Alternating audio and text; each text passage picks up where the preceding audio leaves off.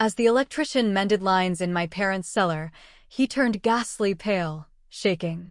He murmured, "Grab your things, leave right away. Don't alert your parents." My gaze fell to the basement, struck by horror, and I instantly phoned the police.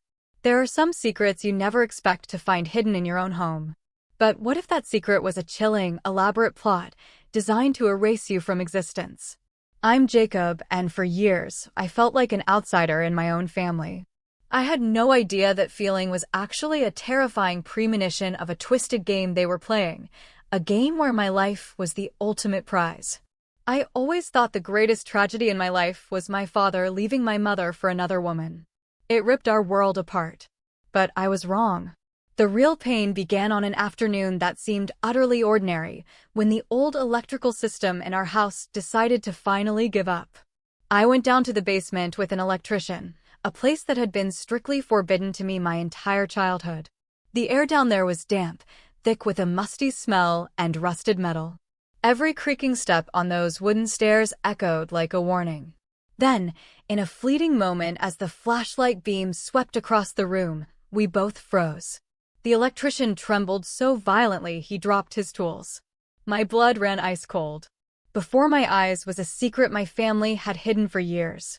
A truth powerful enough to destroy everything. I'm Jacob Caldwell, 24 years old, freshly graduated from college, and standing on the edge of a life I'm still struggling to understand. Right now, I'm sitting in my small rented apartment in Portland, Oregon. I often gaze out at the rain-soaked streets, wondering why everything in my life feels so warped. Some days, I feel like a forgotten puzzle piece in my family's picture, one that nobody ever really wanted to fit into place. My story really begins in those earlier days, when I was just a boy living in a beautiful, three-story craftsman house in the suburbs of Portland. That's where the first cracks in my life began to appear. We were a middle-class family, not wealthy, but we never wanted for anything. My father, Samuel Caldwell, was 52 then and owned a small construction company. He was a tall man, with a deep voice and an air of absolute authority. His sharp eyes seemed capable of seeing through anything, yet, strangely, he never truly saw me. He was consumed by blueprints, by endless meetings, by grand dreams of expanding his business. His ambition, I believe, was what ultimately created a chasm between him and my mother, Monica. My mother was the gentlest woman you could imagine, with soft brown hair and a smile as warm as autumn sunlight. She loved me. I knew that. She'd spend hours telling me fairy tales, stroking my hair when I was scared during nighttime storms. But her marriage to my father was like a house built on sand, beautiful from a distance, but one big wave could bring it all crumbling down. I still remember the nights she'd sit silently in the kitchen, her eyes red, while my father grumbled about money or work. I was just a 10-year-old boy, clutching my worn-out teddy bear in bed, my heart constricted by the arguments echoing through those thin walls. Then came that day. I was 10, and my parents officially divorced. I can still vividly recall that morning, my mother sitting on the sofa, a small suitcase at her feet, her trembling hands pulling me into a tight embrace. "Jacob, you are everything to me," she whispered, her voice choked with tears. But the court didn't see it that way.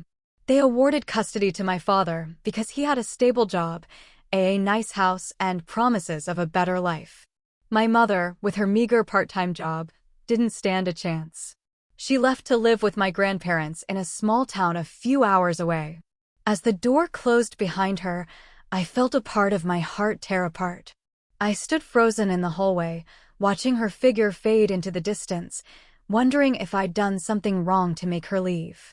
From that moment, I became withdrawn. I was no longer the laughing, playful boy who ran around the backyard. I began to see the world around me as fragile, as if everything I loved could vanish at any moment. My father, though still physically present, never seemed to notice the change in me. He was too busy with work, contracts, rebuilding his own life. To him, I was just a small part of a larger picture, one he didn't need to pay much attention to. 2 years later, when I was 12, Serena entered our lives. She took the Caldwell name and became my stepmother. My father met her at a business partner's party, and within months, they were married. Serena was much younger than my father, barely in her 30s, with glossy blonde hair and a sweet smile that always felt insincere to me. She was charming, knew how to talk, and knew how to make my father laugh, something I rarely saw since my mother left. But to me, her gaze was always cold, as if she were looking through me rather than at me. "Jacob, are you okay?" she would ask, but her voice never carried genuine concern. It was a perfunctory question, meant to fill the silence at family dinners. My father changed even more after Serena came into the picture. He became dependent on her, letting her decide everything, from choosing schools for their two children, John, 12 years younger than me, and Lily, 14 years younger, to trivial matters like what to buy for dinner. John and Lily, my half-siblings, became the center of the new world my father and Serena built. They were adorable, I won't deny that. John loved soccer and often asked me about games, while Lily would snuggle up to me during cartoon marathons. But no matter how much I tried to love them, I couldn't shake the feeling that I was an outsider in this house. I was like a ghost, quietly passing through familiar hallways where my mother's laughter once echoed, now filled with a crushing sense of estrangement. Our three-story craftsman house, where I grew up, felt different. It was still beautiful, with large windows, a gray-tiled roof, and a small garden full of wild flowers. But inside, the air grew heavy, as if an invisible fog had settled in. And the basement, or the cellar as we called it, was the place that unsettled me most. It lay deep underground, accessible by an old wooden staircase descending into absolute darkness. The musty smell, the sound of water seeping through the walls, the bone-chilling cold, it always made me shudder. As a child, I was curious, but Serena, from the moment she moved in, forbade me from ever going down there. "It's dangerous, Jacob," she'd said, her voice soft but sharp as a blade. "It's not a place for kids to play." My father didn't object, and I, a 12-year-old boy, didn't dare question further. But every time I passed that door, an inexplicable unease washed over me, as if something sinister was lurking in the shadows. The years that followed were marked by loneliness. I learned to hide my emotions, to smile when Serena asked about me, to nod when my father talked about the future of his company. But deep down, I always felt I didn't belong. My only solace was my phone calls with my mother. Monica, though far away, was a light in my darkest days. I would call her on weekends, telling her about school, my dreams, and the sorrows I didn't dare share with anyone else. "You're stronger than you think, Jacob," she would say, her voice warm through the phone. Thankfully, my father never forbade me from contacting her. It was perhaps the one thing he did right by me. Those conversations with my mother were a balm for my soul. But even then, it couldn't fill the void left by the divorce. I miss the days when our family gathered around the dinner table, when my mother hummed softly in the kitchen, when my father still hugged me and asked about my scribbled drawings. Now, the dinner table was Serena's domain, with perfectly arranged dishes and polite, but empty words. John and Lily laughed and played. My father nodded along. And I just sat there, trying to swallow bites of food that had no taste. I began to realize I was no longer part of this family. Serena always found ways to push me to the sidelines. She never said it outright, but I felt it through her glances, through the way she spent time with John and Lily, but rarely ever asked about me. Once, I overheard her talking to my father in the kitchen. "Jacob's grown up. He'll manage on his own." Her voice was soft, but I heard the coldness in it. My father only mumbled in response, and I knew he had chosen her side. My teenage years passed quietly. I focused on school, on books, on dreams of a future where I could leave that house behind. At 18, I moved out, went to college in Portland, and started living on my own. But even after leaving the craftsman house, the memories of it, and especially that dark basement, continued to haunt me. I didn't know that years later, that very basement would reveal a horrifying secret, forcing me to see my entire life in a completely different light. Now, at 24, I've graduated from college, carrying a degree and a jumble of unformed ambitions. I live in a small rented apartment near downtown Portland, where the smell of coffee from the shop downstairs mingles with the sound of car horns and the frenetic pace of city life. It's not spacious, just enough room for a bed, a small desk, and a few shelves crammed with novels and psychology books. I live independently, relying on money earned from a part-time job at an old bookstore and a modest allowance from my mother. Monica, though far away, remains my anchor. Every month, she sends me a little money along with hastily written letters full of encouragement. "You'll find your path, Jacob," she writes. I keep those letters in a small wooden box, a constant reminder that someone out there truly cares. I often visit my mother, driving a few hours to the small town where she lives with my grandparents. Those weekends are a balm for my soul. Sitting in her warm kitchen, sipping hot tea, listening to her stories about the old days. I feel like myself again. A Jacob who doesn't have to hide his emotions or brace himself against the world. But with my father and Serena? It's a different story. I keep my distance, only occasionally visiting the old craftsman house, usually when John or Lily text me. My relationship with my father now feels like a fragile thread, stretched to the point of snapping. Serena, meanwhile, plays the role of the perfect stepmother, with polite inquiries and carefully calculated smiles. But I know that beneath that facade, there's nothing but distance. Then, things started getting strange a few months ago. I'm not sure when I first noticed, but my body no longer felt like my own. Sudden headaches would strike, as if someone was hammering at my temples. Some days, I'd wake up dizzy, the world tilting around me. A persistent, inexplicable fatigue clung to me. I'd always been healthy, rarely catching so much as a cold, so these symptoms worried me. I went to a doctor, undergoing a battery of tests, brain scans, blood work, the works, but the results showed nothing abnormal. "It's probably stress from overwork, Jacob," the doctor said, handing me a prescription for supplements and advising more rest. I took the pills religiously, but nothing changed. The exhaustion persisted, like an invisible shadow trailing me everywhere. Around the same time, Serena suddenly became more attentive. Phone calls from her started coming more frequently, her voice syrupy sweet over the line. "Jacob, it's been a while since you came home. Why don't you join us for dinner this weekend?" she'd say, in a way that left me both surprised and deeply suspicious. I wanted to believe she was sincere, that after all these years, she genuinely wanted to mend our relationship. But every time I heard her voice, a chill ran down my spine. Something felt off, though I couldn't pinpoint what. I started visiting my father's house more often, partly because of Serena's invitations, partly because I wanted to see John and Lily. Family dinners took place in the familiar dining room, bathed in the warm glow of yellow light, the air filled with the aroma of food. But every time I sat at that table, I noticed a strange feeling. The food, though meticulously prepared, sometimes had an odd taste. Not spoiled, but something indescribable, like a faint metallic or chemical undertone. I once asked Serena about a dish, but she just smiled and said it was a new recipe she'd learned. My father, as usual, paid no attention. He ate quickly, muttered a few words about work, then buried himself in his phone.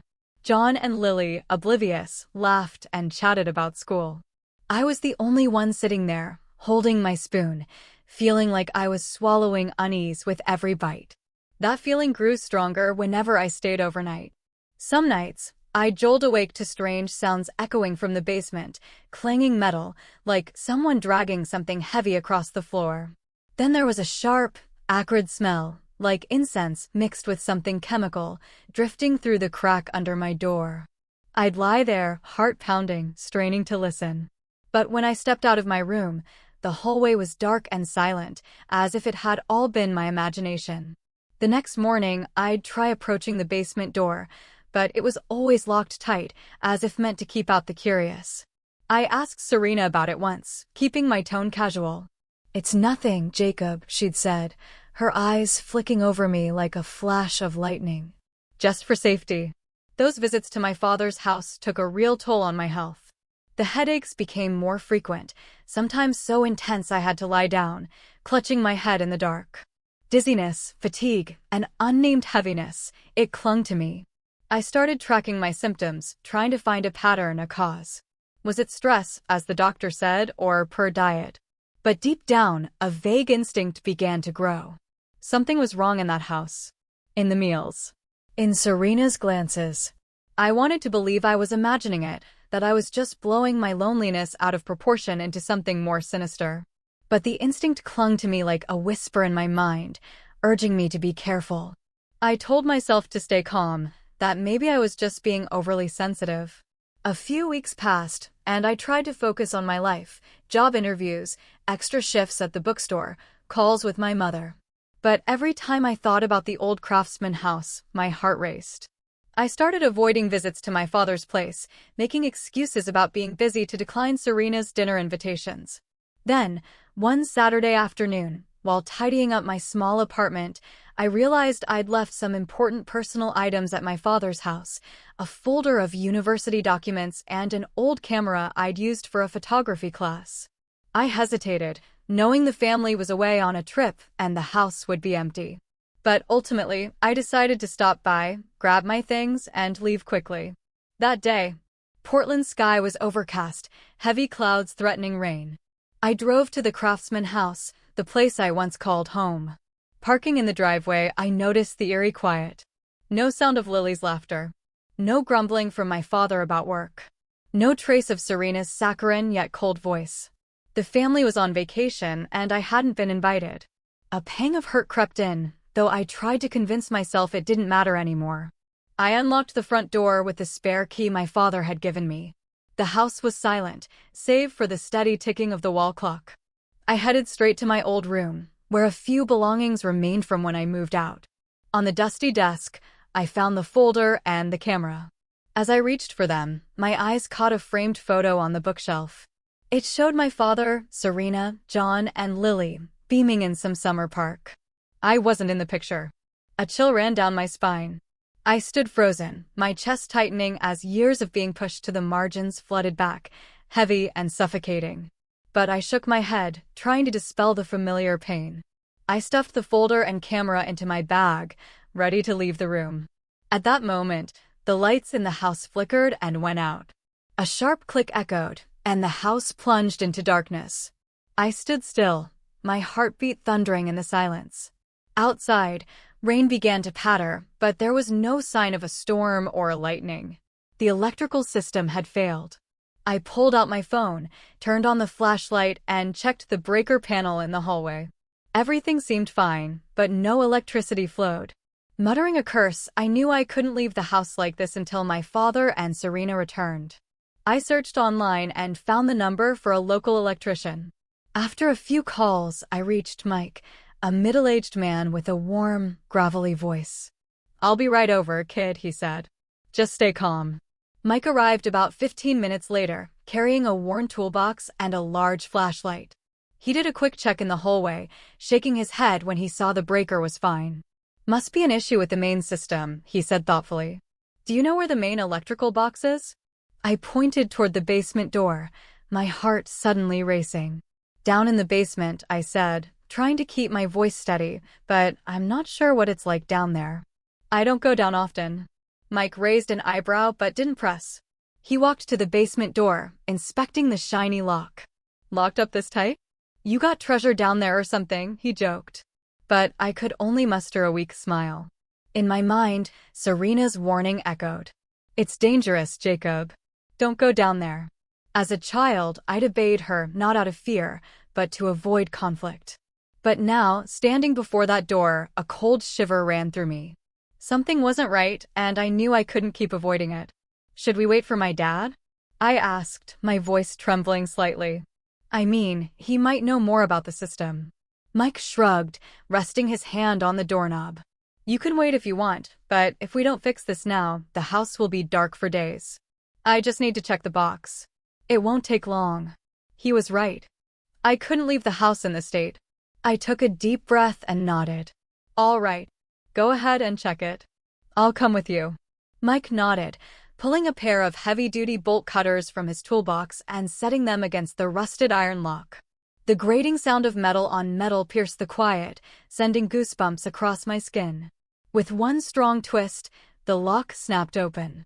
The basement door creaked open, its hinges groaning like a long-imprisoned lament. A wave of cold air rushed out, carrying a thick, musty odor mixed with something else, sharp, acrid, like dried blood blended with the remnants of burning incense. My throat tightened, and a chill prickled my skin. We descended the old wooden staircase step by agonizing step. The weak beam of Mike's flashlight barely pierced the thick darkness a few feet ahead. Mike swept his flashlight around the room, its light grazing stained concrete walls, dusty wooden shelves, and dark corners I didn't dare look at directly.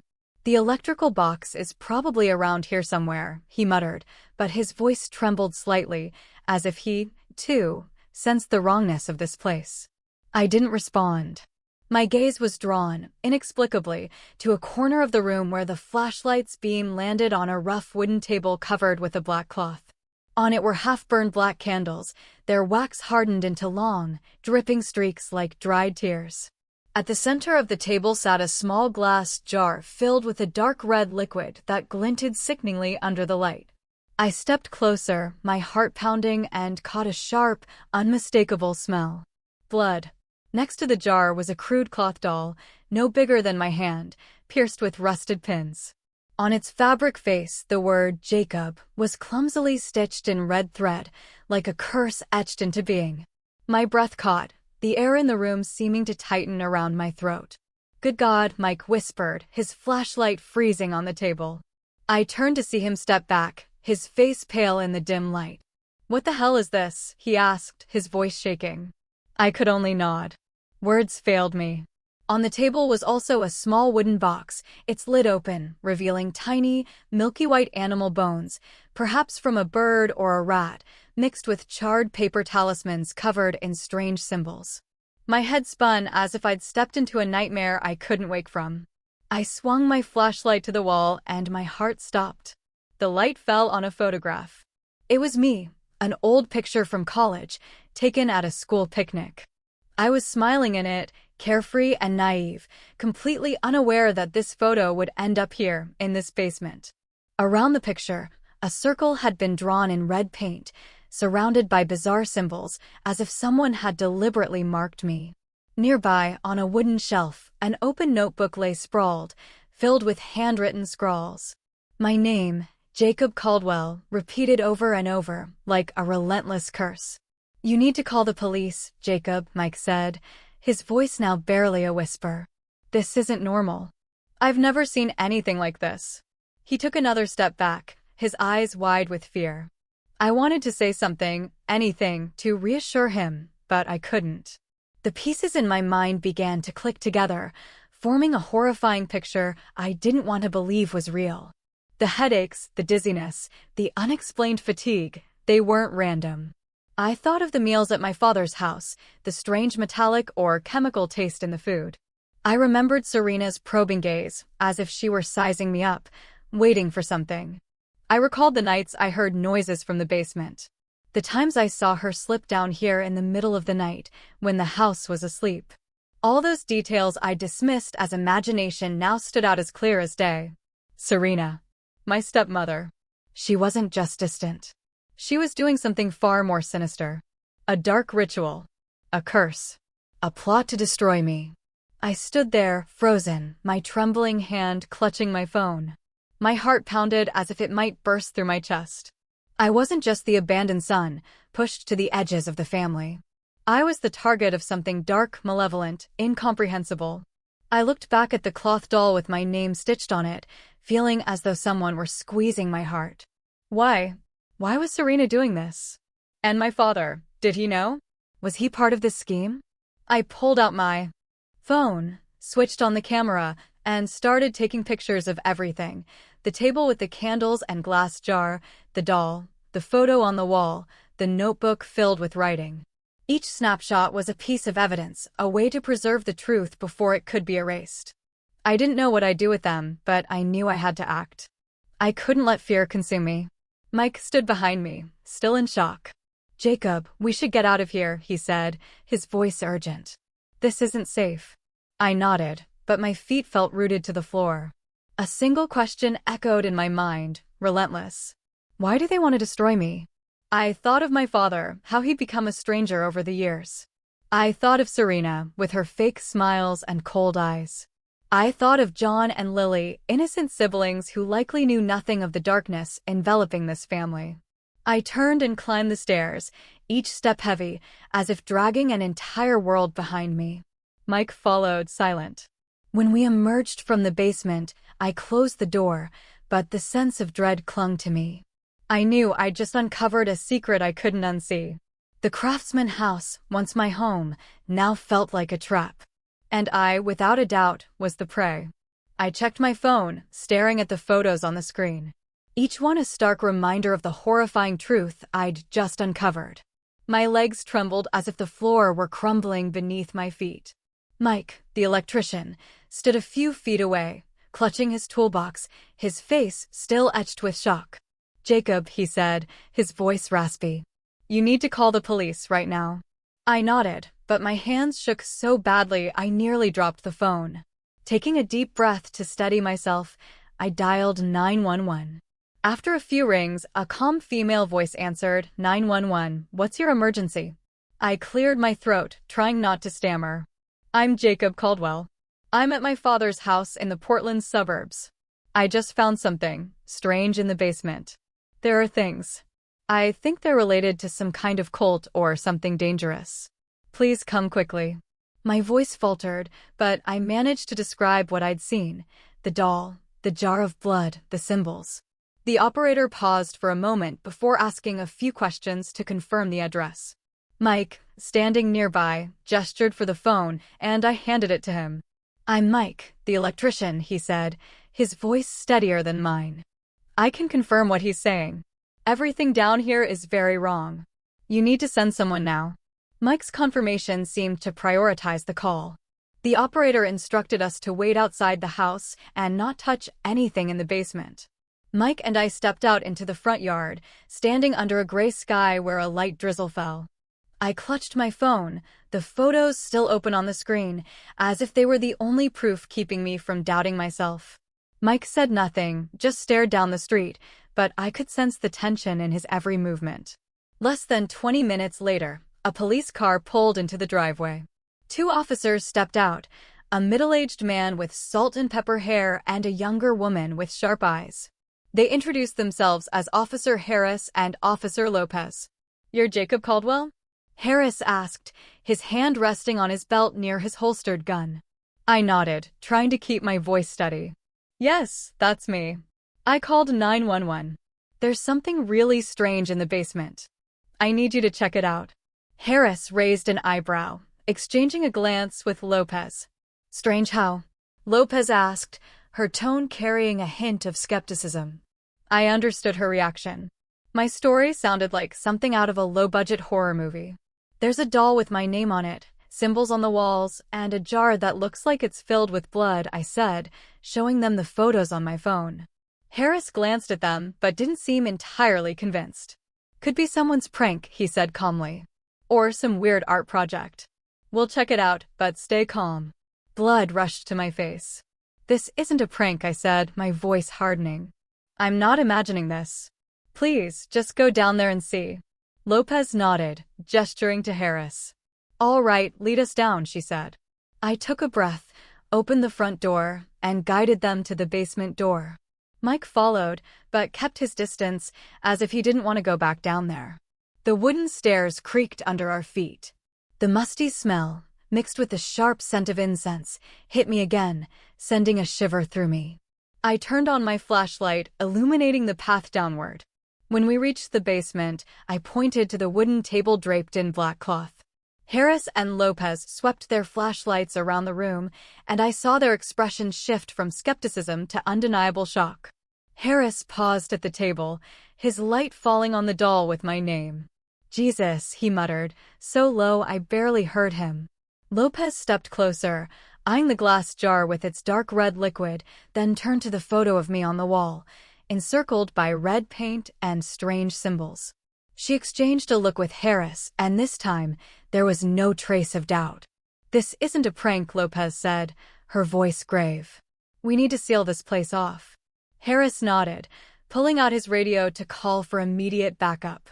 I stood there, feeling like the world was collapsing around me. The fear I'd felt was now validated by the officer's expressions. This wasn't my imagination. Something horrific was happening right in the house I once called home. Soon, an investigative team arrived. They brought cameras, evidence bags, and equipment I couldn't identify. They photographed everything: the table, the doll, the jar, the notebook filled with writing. A tall officer, introducing himself as Detective Carter, asked me to recount the entire incident. I sat in the living room, their flashlights illuminating the darkened house due to the power outage. I told them about the headaches, the dizziness, the strange taste in the food, and Serena's suspicious behavior. I described the nights I heard noises from the basement, her cold stares, and my gut feeling that something was wrong. Carter took careful notes, nodding occasionally. "Do you think anyone in your family is involved?" he asked, his eyes sharp. I hesitated. "I think it's Serena," I said, my voice trembling.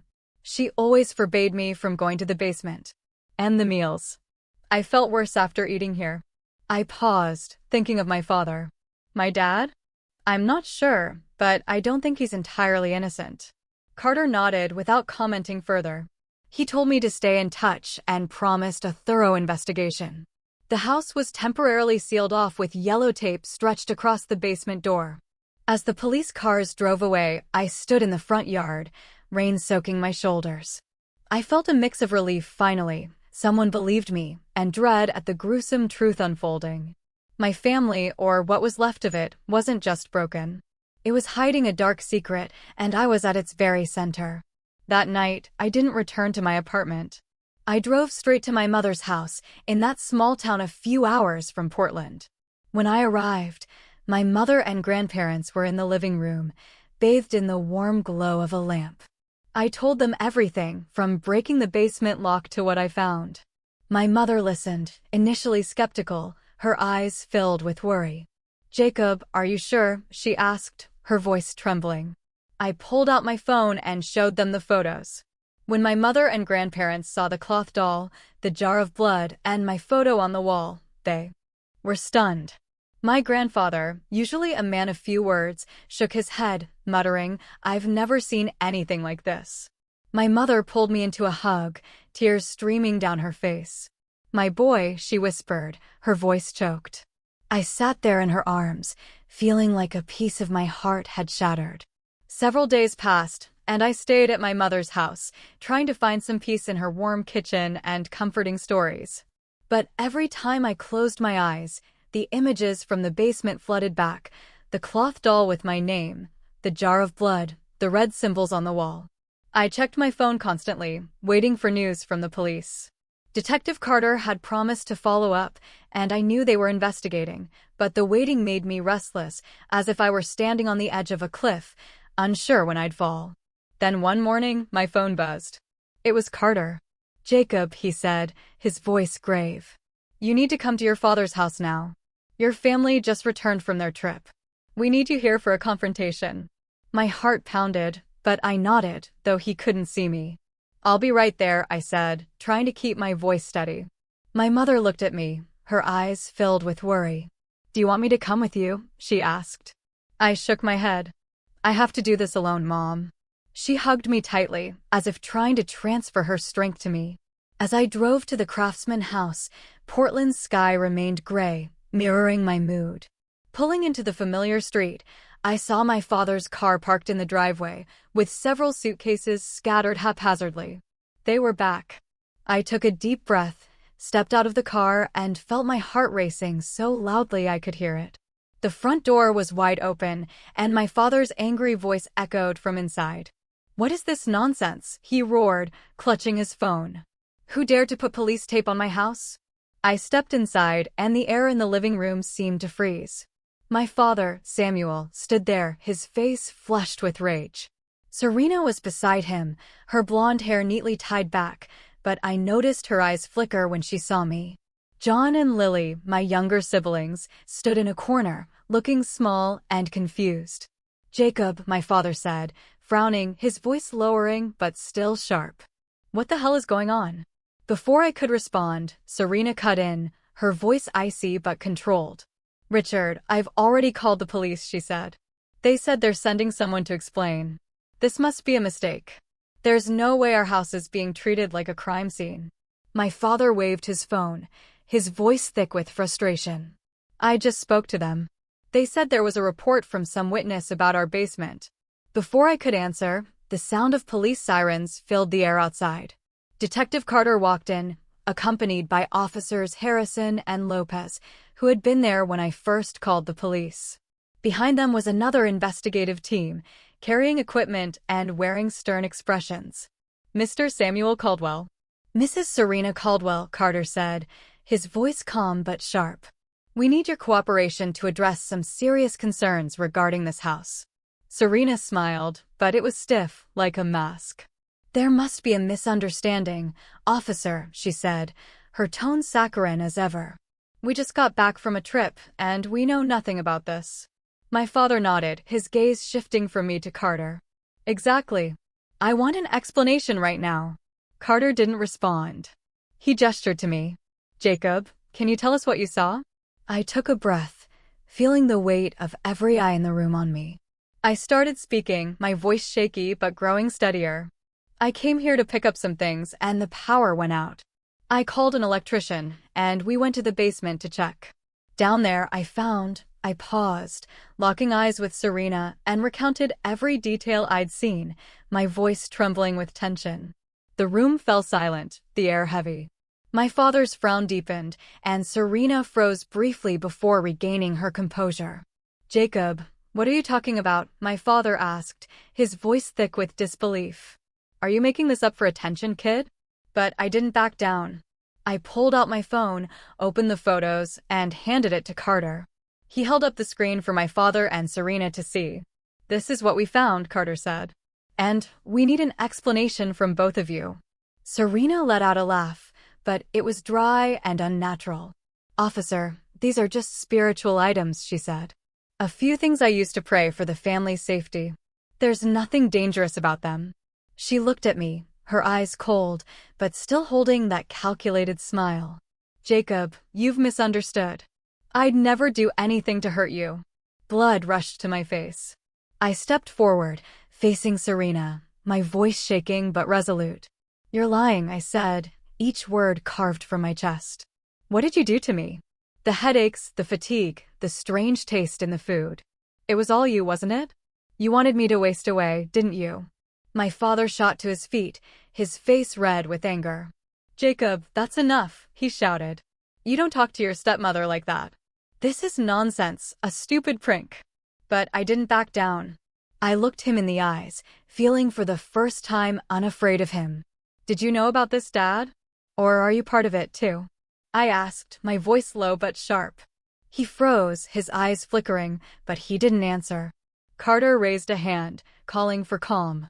"Mr. and Mrs. Caldwell, we have clear evidence of a ritualistic setup in the basement with items specifically targeting Jacob. This isn't a joke. We need a clear explanation, or we'll have to proceed according to the law." Serena began to deflect, her voice growing frantic. "I told you, it's just for prayers. I don't know anything about pins or blood." But the tension and panic in her eyes betrayed her lies. My father stood silent, his hands clenched, as if wrestling with himself. I looked at him, hoping for a moment that he'd say something. Defend me. Show me he was still my father. But he just lowered his head mute. Suddenly, more police sirens sounded outside. Another investigative team entered, carrying paperwork and an arrest warrant. Carter looked at my father and Serena, his voice cold as steel. "Samuel Caldwell. Serena Caldwell. You are under arrest for conspiracy to commit premeditated murder." Another officer stepped forward, reading their rights, while Lopez and Harris moved in, preparing to cuff them. Serena burst into tears, but they weren't tears of remorse.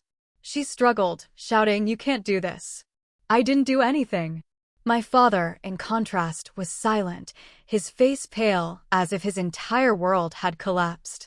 As the police cuffed them, I heard soft sobbing from the staircase.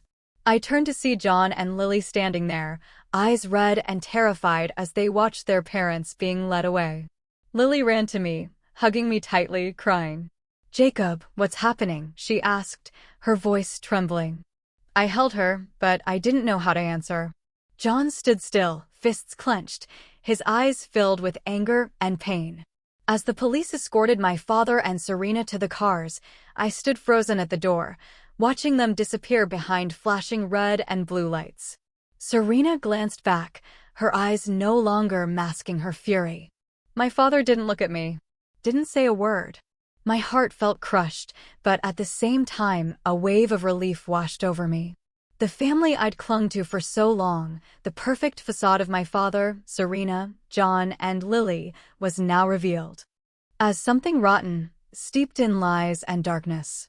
I stood there under the drizzling rain, watching the police cars fade into the distance.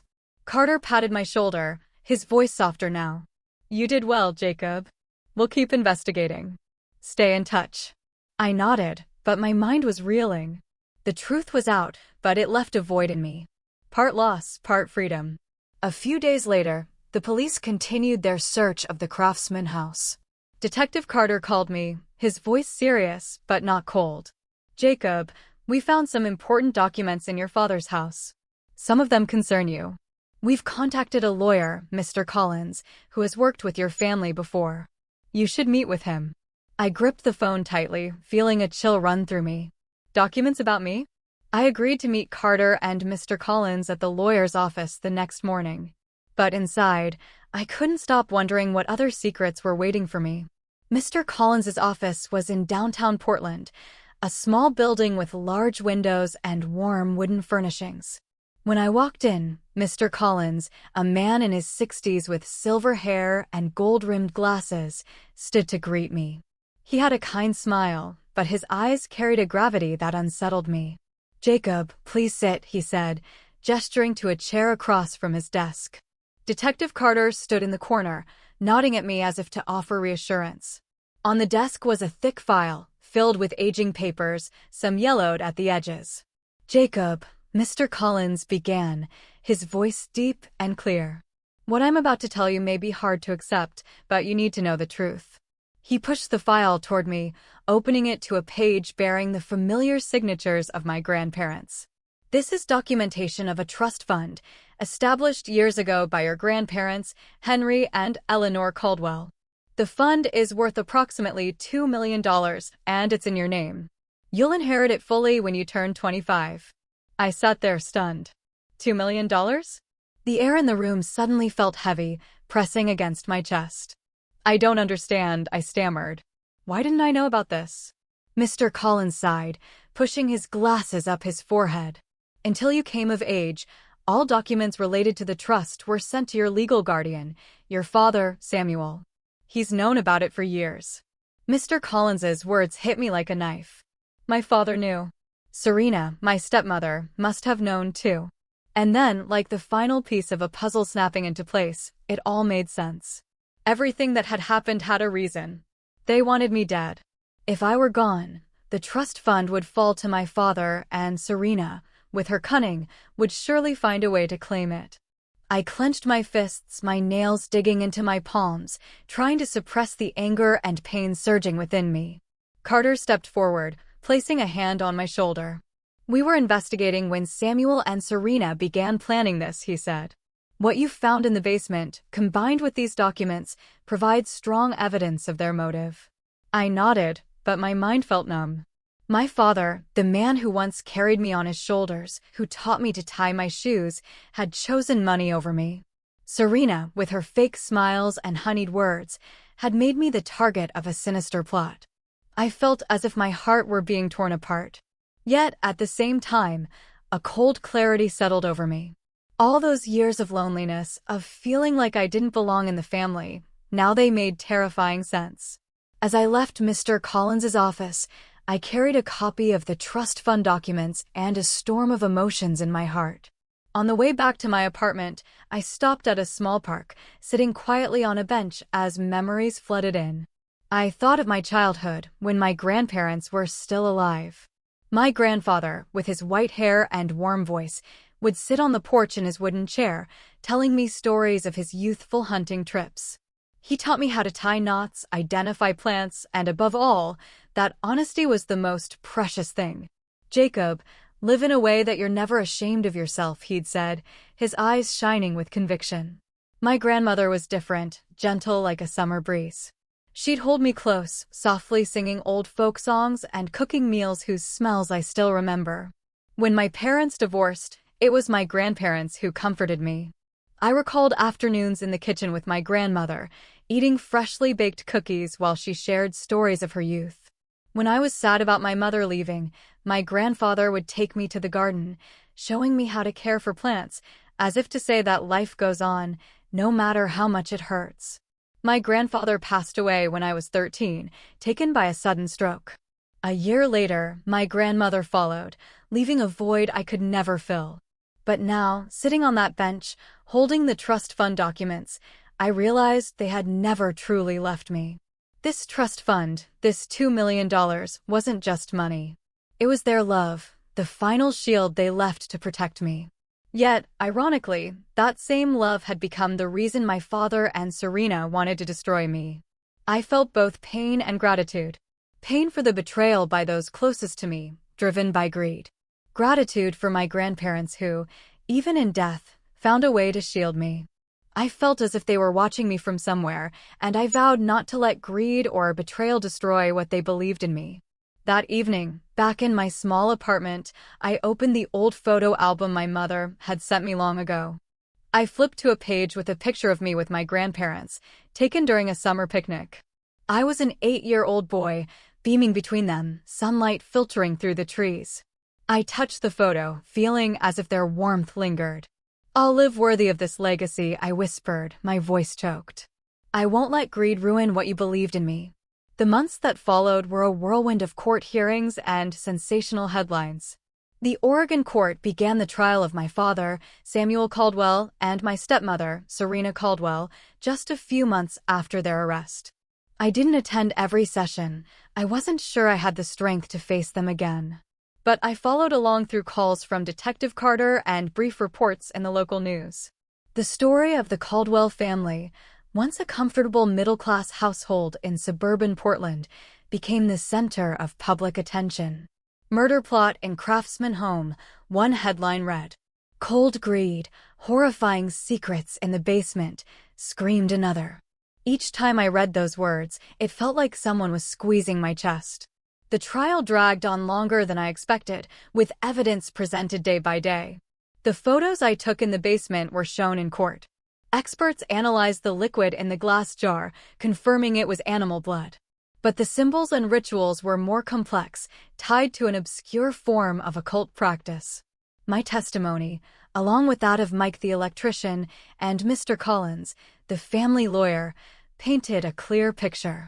Serena was the mastermind, orchestrating the horrific rituals to harm me. My father, though not directly involved in the rituals, was found guilty of complicity for knowing about the trust fund and failing to stop Serena. On the day of the sentencing, I sat in my apartment, clutching my phone when Carter called. "Jacob," he said, his voice steady but clear. "The court has reached a verdict. Samuel Caldwell has been sentenced to 25 years in prison for conspiracy to commit murder. Serena Caldwell received 30 years for her role as the mastermind and for carrying out the occult activities." I stayed silent, letting his words sink in. 25 years. 30 years. The numbers echoed in my mind, but they didn't bring a sense of triumph. Only a deep sadness, as if I'd lost something forever. The Caldwell family, once my father's pride, was now a stain in the eyes of the world. I hung up, sank into a chair, and stared out the window. Rain fell again, as if to wash away what remained of the past. Time passed, and I tried to rebuild my life. I found a stable job at a counseling center, working part-time while preparing for graduate school. The headaches and dizziness gradually faded, as if my body knew the threat was gone. I stayed in touch with John and Lily, but each meeting was marked by their visible pain. They didn't blame me, but I knew they were struggling to understand why their parents had done this. I tried to be there for them, but the distance between us felt unbridgeable. Then came my 25th birthday, marking 2 years since that horrific discovery. I didn't want a big celebration. That evening, I drove to my mother's house, where she and my grandparents had prepared a small party. The kitchen smelled of freshly baked cookies, and on the table was a simple chocolate birthday cake with "Happy Birthday, Jacob" written in white frosting. My mother hugged me, her eyes shining with joy, tinged with worry. "You've really grown up," she said, ruffling my hair as she did when I was a child. My grandparents, though aged, smiled warmly and shared old stories, as if trying to pull me back to carefree days. I blew out the candles, cut the cake, and laughed with my mother and grandparents. But deep down, I knew this wasn't just a birthday. It was the start of a new chapter, one free from the weight of the past. The next morning, I got a call from Mr. Collins asking me to come to his office. I knew what was coming. When I stepped into his office, he greeted me with his familiar kind smile. On the desk was a new file and a pale yellow envelope. "Jacob," he said warmly, "today is the day you officially become the legal beneficiary of the trust fund your grandparents left you. $2 million, all yours." He pushed the file toward me, explaining the legal details, but I only half listened. My mind drifted to the old days, when my grandparents were still here, when I was a boy running through their garden. Then Mr. Collins handed me the envelope. "This is from your grandparents," he said. "They wrote it before they passed, instructing me to give it to you when you turned 25. I took the envelope, my hands trembling slightly. My grandmother's handwriting, soft and elegant, spelled my name on the front.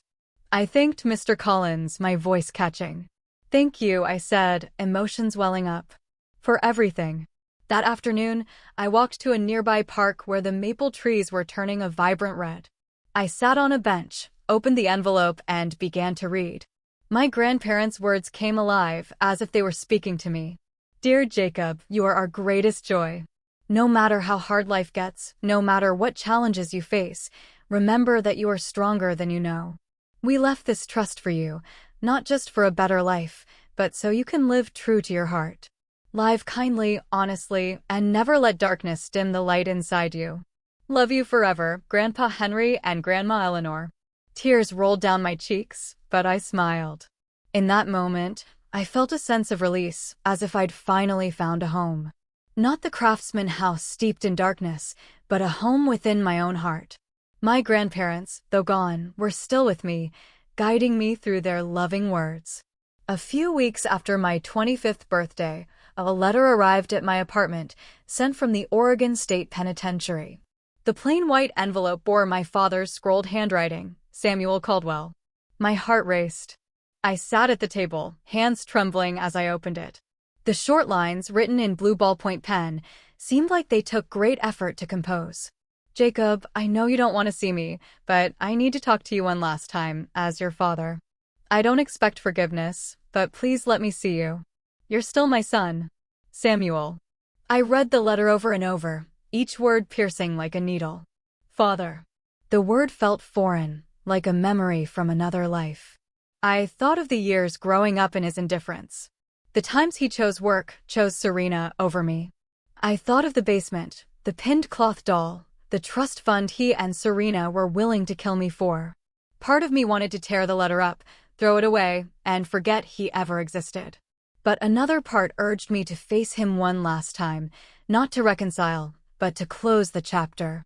I spent several sleepless nights staring at the ceiling, wondering if I had the strength to walk into that room, look into his eyes, and say goodbye. Finally, I decided to go. Not for him, but for myself. I needed to end the past, to break the chains holding me back. I called the prison to confirm the visit, and the next morning I drove there, my heart heavy, but my resolve unshaken. The Oregon State Penitentiary sat on the outskirts, a gray fortress of high concrete walls and barbed wire. I passed through security, feeling as if I were entering another world, cold, dark, and filled with metallic echoes.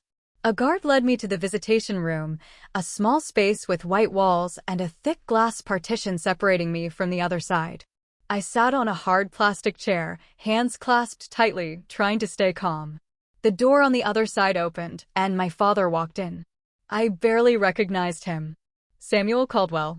Once a man who exuded authority, he now looked haggard, his hair grayer, his face gaunt, his eyes weary.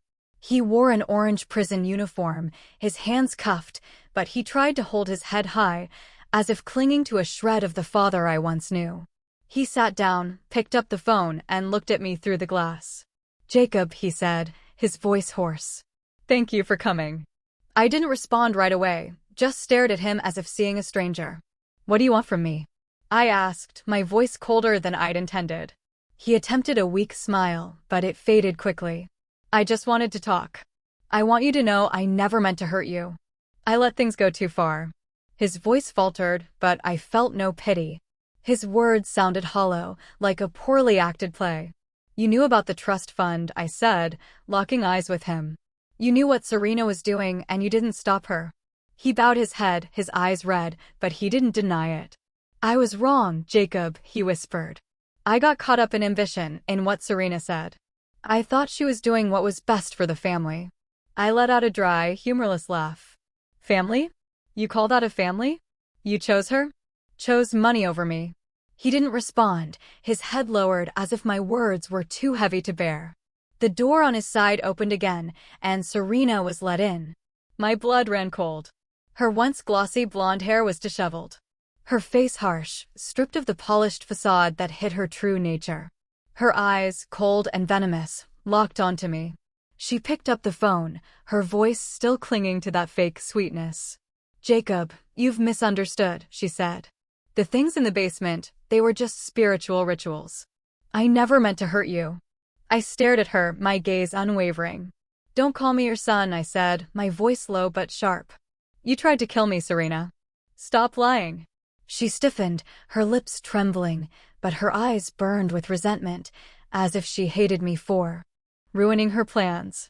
"You don't understand," she muttered, her voice weakening as if she knew the truth was undeniable. I stood, setting the phone down.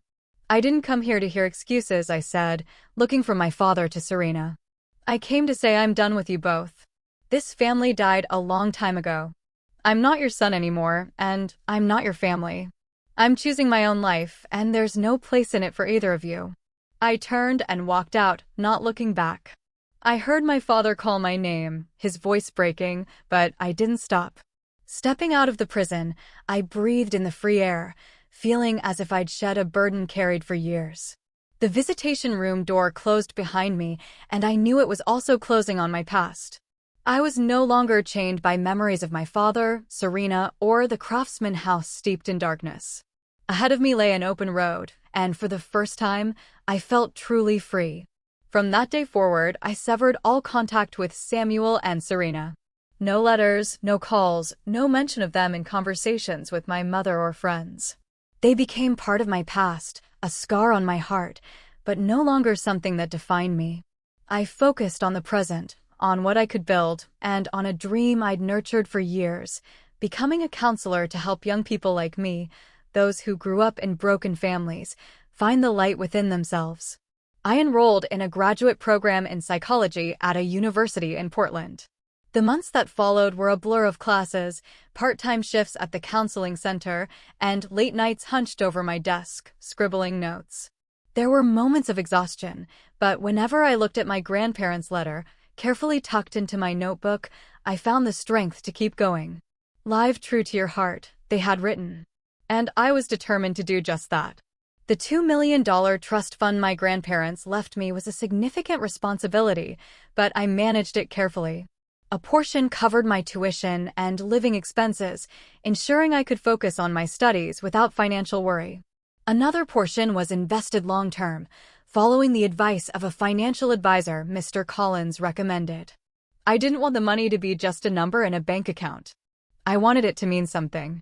So, I established a small fund in my grandparents' name, the Henry and Eleanor Fund, to support children who, like me, grew up without a complete sense of home.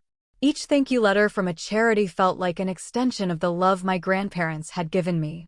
With the remaining money, I bought a modest house in the Portland suburbs.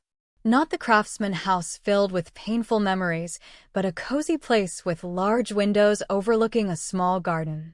I painted the walls a soft blue, hung photos of my mother, grandparents, and great-grandparents, and turned it into a true home. One afternoon, I called my mother, my voice hesitant, but full of hope. Mom, I want you to move in with me. This house. I want it to be our home. There was a pause. Then I heard her laugh, tinged with tears, through the phone. Jacob, my boy, she said, I'll be there. And so she moved in, bringing her old stories, her home-cooked meals, and evenings spent reminiscing. For the first time in years, I felt I truly had a family, not bound by blood, but by love. As the months passed, I found an inner peace. The nightmares of the basement, the cloth doll, and the jar of blood no longer haunted me. I stopped waking up in the middle of the night. I no longer feared thinking of my father or Serena. Instead, I found joy in simple things: brewing coffee for my mother in the morning, an inspiring class at school, or an afternoon helping a child at the counseling center share their pain. My grandparents' memory became a guiding light. Their love, preserved in their letter and old photos, was strong enough to remind me that true love still existed, not from my father or Serena, but from those who chose to love me unconditionally. I also learned lessons no classroom could teach. I realized that blood doesn't always mean love. My father, once my entire world, chose greed over me. Serena, with her fake smiles and dark schemes, taught me that family isn't about shared blood, but about those who make you feel safe and loved. I learned to let go of hatred, not because they deserved it, but because I refused to become like them, consumed by greed or malice. I chose forgiveness, not to erase what they did, but to free myself. My journey came to a quiet close one afternoon as I sat in my small backyard garden, watching wildflowers sway in the breeze.